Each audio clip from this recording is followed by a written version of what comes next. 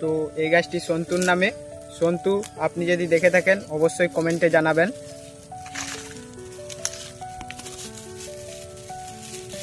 তো আপনারাও যদি আপনার নামে গাছ লাগাতে চান তাহলে আমাদের চ্যানেলটিকে সাবস্ক্রাইব করে নিজের নামটি কমেন্টে জানিয়ে যান।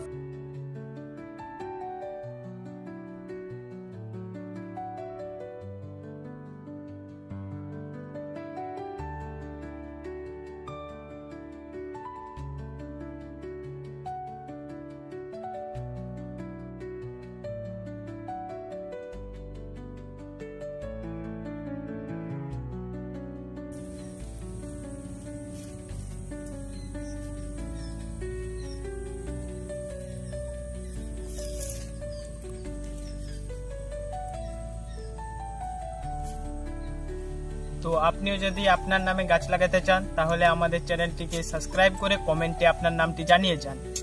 সব সময় মনে রাখবেন, একটি গাছ একটি প্রাণ, তাই গাছ লাগান। নিজে না লাগাতে পারলেও অন্যকে গাছ নষ্ট করতে দেবেন না।